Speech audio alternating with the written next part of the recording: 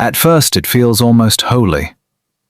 The way they look at you in the beginning, the way they soften around you in private, the way someone so emotionally guarded, so unreadable, so difficult to reach, suddenly lets you close enough to hear the tremble beneath their silence. And because you are an empath, because your heart was trained to hear pain even when it is not spoken, you mistake that opening for trust. You mistake their hesitation for depth. You mistake their distance for mystery. And before you even realize it, you are no longer simply loving them. You are translating them, carrying them, waiting for them, trying to become the one place they never want to run from. But then it happens. The energy shifts. The messages get colder. The pauses get longer. Their affection becomes inconsistent, then rare, then almost cruel in its absence. And you sit there staring at the silence like it must mean something you can still fix. You replay every word, every tone, every moment you might have been too much, too emotional, too available, too honest.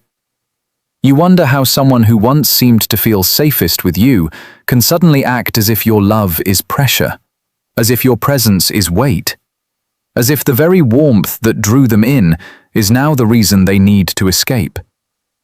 And that confusion becomes its own addiction. Because when you love deeply, you do not just want answers, you want coherence. You want the emotional story to make sense. You want to believe that if you can just understand the mechanism, you can stop the collapse. But here is the brutal truth most empaths do not want to hear. The more deeply you try to love an avoidant out of their fear, the more likely you are to activate the very panic that makes them disappear. Not because your love is wrong, because your love gets too close to the parts of them they have spent their whole life surviving by avoiding. That is the part no one tells you. Avoidants often do feel safe with empaths in the beginning. In fact, they are often drawn to them with almost magnetic force. Your softness feels different. Your emotional intelligence feels relieving. Your patience feels non-invasive at first. Your nervous system feels warmer than the cold, performative spaces they learned to live inside. Around you, they can finally exhale a little. They can feel seen without having to explain themselves. They can receive tenderness without immediately earning it. And for someone whose emotional world has been shaped by distance, criticism, engulfment, or neglect, that kind of attuned presence can feel like water after drought. But safety is not the same as capacity. Read that again in your bones. Safety is not the same as capacity. Because the same empathic warmth that soothes them at first also begins, over time, to threaten the defensive architecture they built to survive. Their mind may want closeness, their body may even crave it, but their nervous system does not interpret intimacy the way yours does. Where you feel connection, they may begin to feel exposure. Where you feel progress, they may feel loss of control. Where you feel love deepening, they may feel themselves being emotionally cornered by needs they do not know how to meet. And this is where the psychology matters. Avoidant attachment is not simply about not caring. It is often a nervous system adaptation. A person who learned early that closeness came with pressure, disappointment, intrusion, or emotional unpredictability may have trained themselves to down-regulate attachment needs in order to survive. Their body learned that needing people was dangerous. Their amygdala, the brain's alarm center, can become reactive not only to conflict, but to intimacy itself. Their system may flood with cortisol when emotional expectations rise. Their dopamine may spike in the thrill of pursuit, the distance, the ambiguity, the fantasy. But once the relationship becomes real, mutual, emotionally present, the chemical experience shifts. And suddenly, what once felt exciting begins to feel consuming. So, when an empath shows up, open-hearted, intuitive, emotionally available, it does not just feel good, it feels disarming. You become the place where they can put their armor down. For a while. And that is why the beginning can feel so powerful. They text more. They reveal little fragments of pain. They let you see the softer version of them that almost no one else gets to touch. You feel chosen, special, trusted. And in many ways, you are. But what you often do not realize is that the more emotionally real the bond becomes, the more their subconscious starts whispering danger. Not because you are dangerous, because being fully seen is. Because being emotionally needed is. Because if closeness once led to disappointment, shame, engulfment, or loss of self, then even healthy intimacy can awaken old survival responses. This is why so many empaths become obsessed with getting back, the version of the avoidant they met at the beginning. They think that version was the truth, and the withdrawal is the lie. But often, both are true. The warmth was real, the pull was real, the care was real, and the fear is real too. They did not necessarily stop caring. They started getting overwhelmed by the fact that they cared. That is the wound. That is the contradiction. That is the thing that breaks your heart if you do not understand it. Because you keep interpreting their retreat through your own attachment language.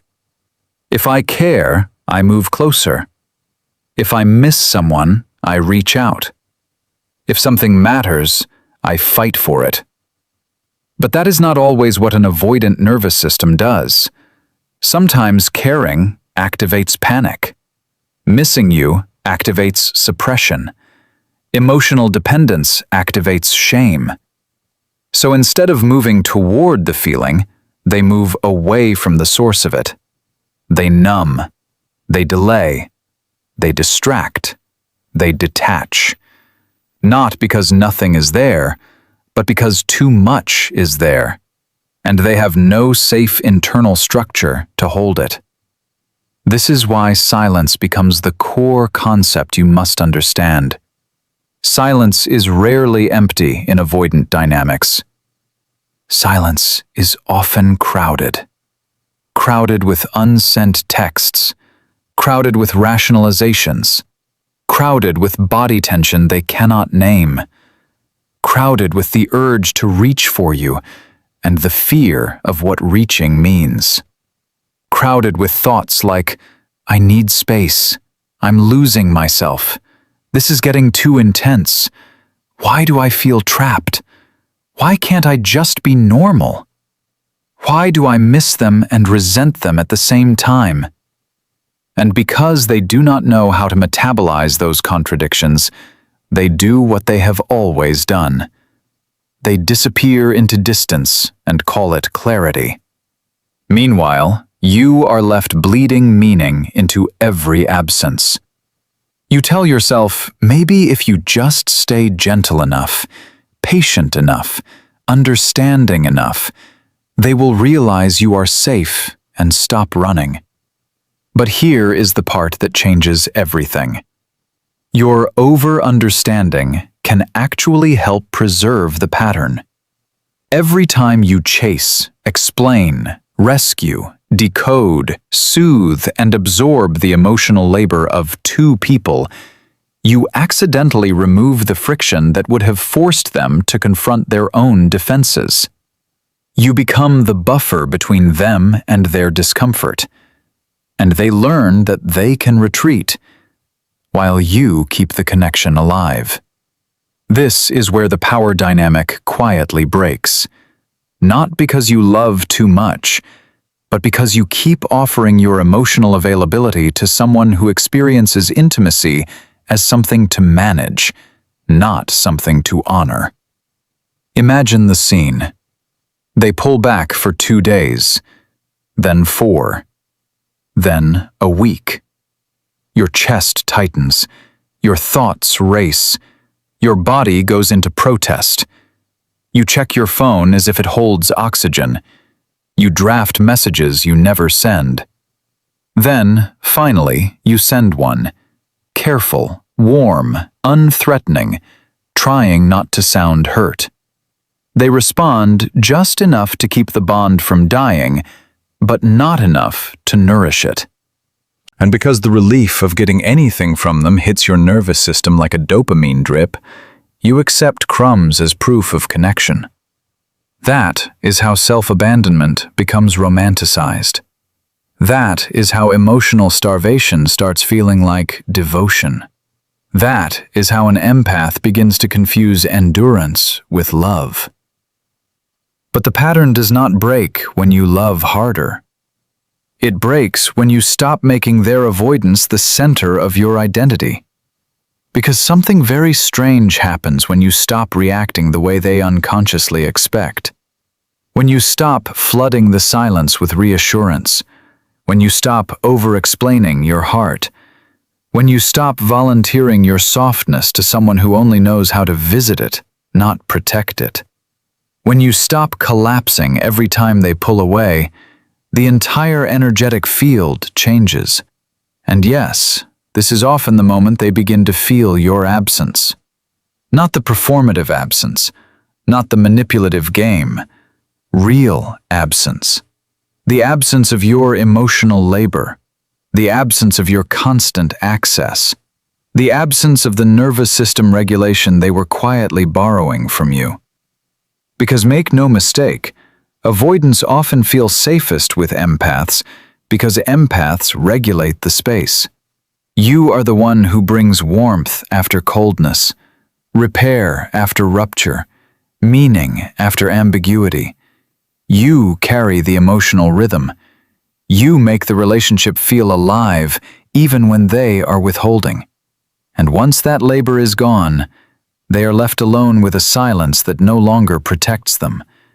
It reveals them. Then the shift begins. They start wondering why you are no longer reaching. They check your name. They revisit old messages. They think about the way you understood things they never said. They feel the emptiness where your attention used to be. And because distance used to guarantee your pursuit, your stillness becomes unsettling. Suddenly, the one who always felt emotionally ahead of the relationship is gone. Suddenly, they are the one feeling uncertainty. Suddenly, they are the one experiencing the ache of not knowing. That does not always mean they become healthy. It does not always mean they come back ready. Sometimes they come back because your absence activated longing, not transformation. This matters. Because many empaths regain their power only to hand it right back the moment the avoidant returns with a little vulnerability, a little nostalgia, a little softness in their voice. And if you have not truly broken the internal pattern, you will read that return as proof that all your pain meant something.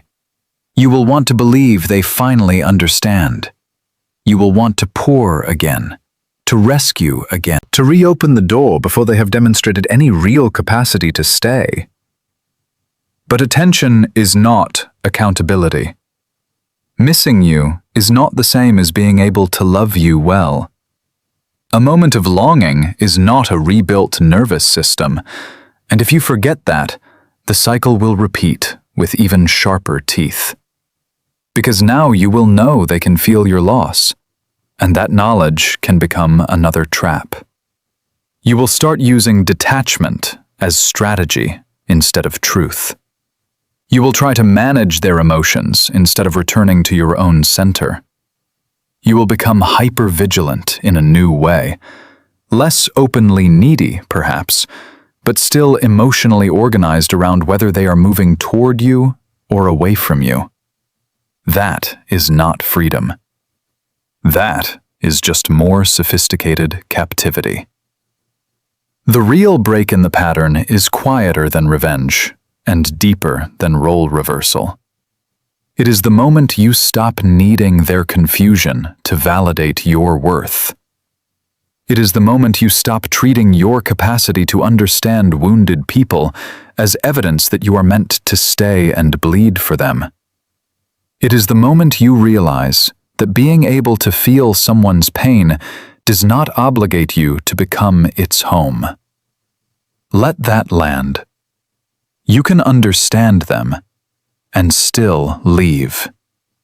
You can have compassion and still close the door. You can know they care and still refuse to be loved in fragments. This is the identity shift no one prepares you for.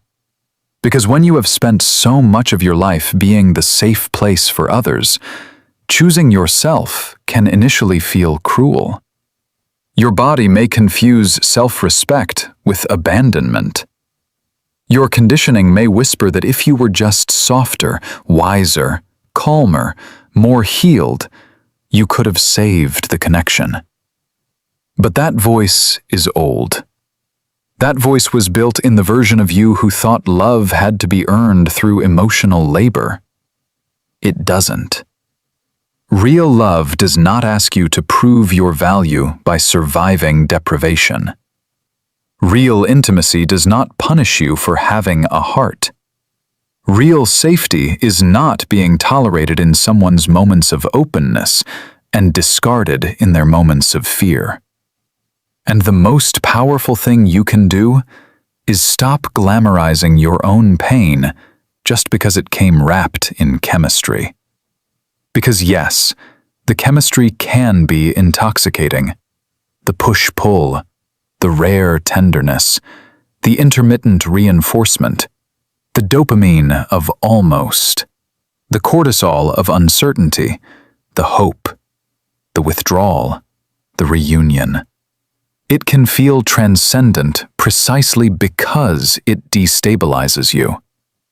But not everything intense is sacred. Some things feel powerful because they are activating old wounds with exquisite precision. That is not fate. That is pattern recognition in the nervous system. And once you see that clearly, something inside you begins to sober. You stop calling the bare minimum potential. You stop romanticizing people who can only meet you when you are half-starved. You stop auditioning for the role of the one person who finally gets them to stay. You stop measuring your power by how deeply someone broken can feel you. And you begin measuring it by something far more honest. How unavailable are you to anything that costs you your center?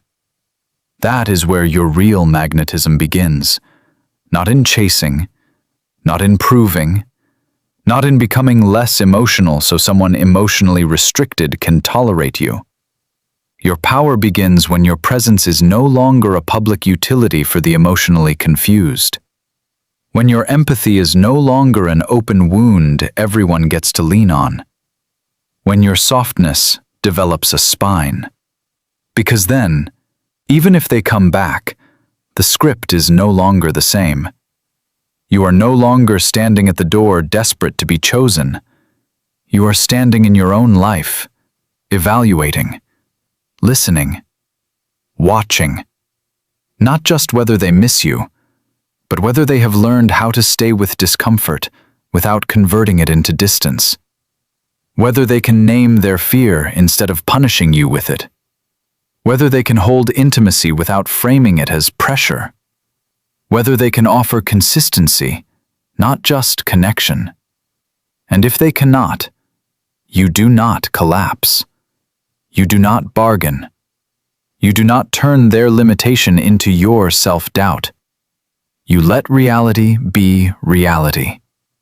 That is maturity. That is healing. That is power. Because the deepest transformation is not getting the avoidant to chase you. It is becoming the kind of person who no longer needs to be chased to feel valuable. It is becoming so rooted in your own worth that you stop confusing emotional intensity with emotional availability. It is understanding that your gift was never your willingness to endure pain for love. Your gift is your depth. your tenderness, your ability to feel what others repress. But those gifts were never meant to be wasted on people who only know how to receive them in temporary doses. So if someone felt safe with you, then ran. Let the truth be what it is. Maybe you touched them deeply. Maybe your love reached places they had spent years keeping numb. Maybe the connection mattered more than they were able to handle. Maybe their distance had very little to do with your inadequacy, and everything to do with their threshold for intimacy. But that truth does not make them your responsibility, and it does not reduce your right to want more. Let them wrestle with the echo of what they lost. Let them sit in the silence they once used to control the bond. Let them wonder why your energy is no longer available on demand. And let yourself become unavailable to every story that asks you to shrink your needs in order to preserve someone else's comfort. You were never too much. You were too real for someone who survives by fragmentation. You were too warm for someone devoted to emotional winter. You were too honest for someone who only knows how to approach love sideways. And none of that is a flaw. It is a sign that your next level is not learning how to be less affected.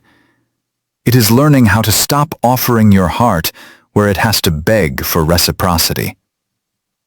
So breathe. Come back to yourself.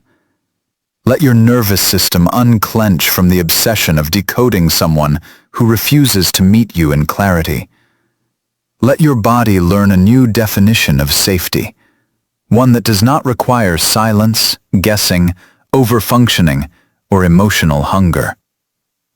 Let your self-worth become so embodied that you no longer chase closure from people who gave you confusion instead of commitment. This is the moment the whole thing changes.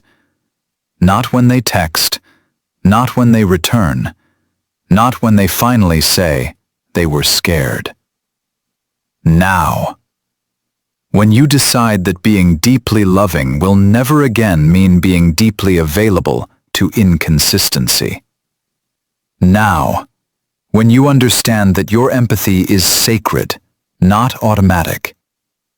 Now, when you stop asking, how do I make them feel safe enough to stay, and start asking, why was I ever willing to abandon myself just to be chosen by someone who runs from love? That question will set you free, and the answer will rebuild you, not into someone colder, into someone clearer, someone whose love is still soft, but no longer naive, someone whose heart is still open, but no longer easy to consume, someone who does not need to be pursued by the avoidant to feel powerful, because they have already returned to the one bond that matters most, the bond with themselves. And once that happens, everything changes. Because the person who knows their worth is no longer hypnotized by mixed signals. The person who knows their worth is no longer seduced by almost. The person who knows their worth does not chase people who felt safe in their light, but were committed to living in the dark. They simply keep walking. And this time, they do not look back.